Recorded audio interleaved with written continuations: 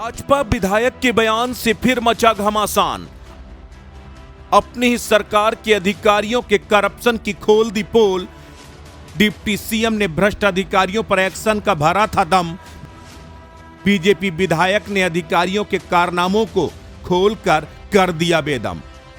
कभी दिल्ली की सत्ता पर अरविंद केजरीवाल करप्शन के खिलाफ एक्शन की वजह से काबिज हुए थे। उन्होंने खुले तौर पर ऐलान किया था कि अगर कोई भी अधिकारी रिश्वत मांगता है या लेता है तो उसका वीडियो बनाओ, मुझे भेजो, मैं उसे सलाखों के पीछे भेजूंगा।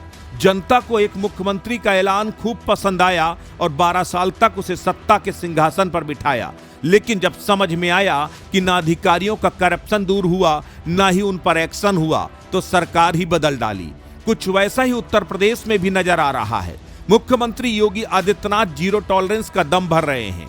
लगातार कह रहे हैं कि यूपी में करप्शन बर्दाश्त नहीं होगा। यूपी के डिप्टी सीएम केशव प्रसाद मौर्य लोगों से अपील कर रहे हैं कि अगर कोई अधिकारी रिश्वत मांगता है तो मुझे बताओ, मैं उसे जेल भेजूंगा। दरअसल डिप्टी सीएम केशव प्रसाद मौर्य लखनऊ में एक ग्राम चौपाल को वर्चुअल माध्यम से संबोधित कर रहे थे। इस दौरान अधिकारियों के भ्रष्टाचार में लिप्त होने पर उन्होंने दावा किया कि अगर कोई भी अधिकारी रिश्वत लेता है या मांगता है, मुझे फोन कीजिए, मैं उसे जेल भेजूंगा। लेकिन डिप्टी सीएम के इसी बयान के दावों की पोल खुद बीजेपी के विधायक ने ही खोल दी।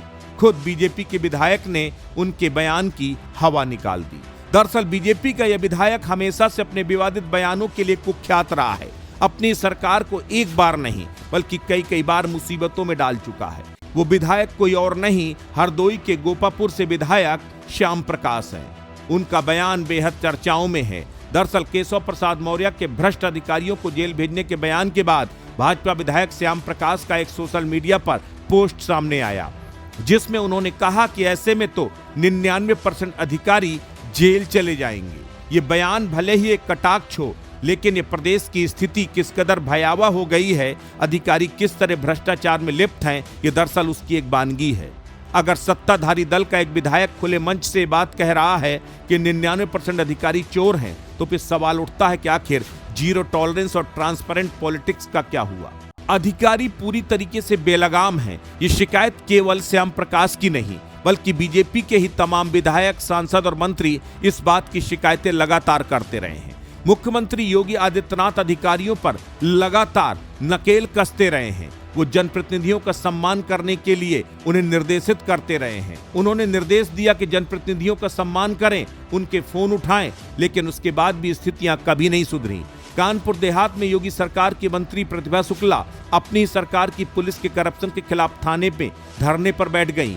उत्तर प्रदेश सरकार में ही मंत्री बेबी रानी मौर्य एक दरोगा के खिलाफ मुख्यमंत्री तक शिकायत करने को मजबूर हो गईं, क्योंकि बेबी रानी मौर्य को ही एक दरोगा ने कानून का पाठ पढ़ा दिया। लोनी गाजियाबाद से बीजेपी विधायक नंद किशोर गुर्जर पुलिस के करप्शन पर लगातार अपनी सरकार को घेरते रहे हैं। योगी सरकार के कई मंत्री बैठकों में शिकायत कर चुके हैं कि उन्हीं के विभाग के अधिकारी उनकी सुनते नहीं है, वो कठपुतली बनकर रह गए हैं। दरअसल ये स्थिति बेहद चिंताजनक है।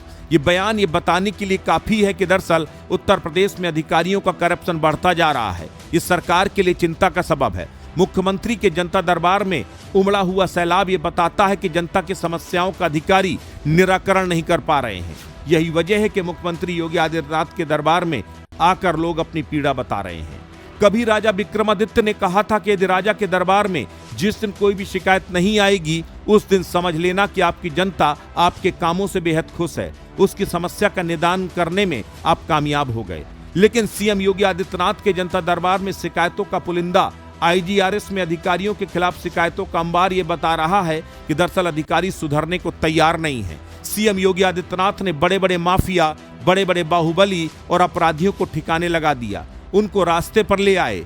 या तो उन्होंने अपराध छोड़ दिया या फिर उत्तर प्रदेश। लेकिन सीएम योगी आदित्यनाथ के पास सबसे बड़ी चुनौती है भ्रष्ट और बेलगाम अफसरशाही पर अंकुश लगाने की और जनता और जनप्रतिनिधियों में विश्वास जगाने की कि अफसरशाही के करप्शन पर सरकार लगाम लगा पाने में सक्षम है। जनता के प्रतिनिधि ही सरकार के नुमाइंदों से खुश नहीं होंगे, तब भला 27 में आने वाले महासंग्राम को जीतना कहीं से भी आसान नहीं होगा।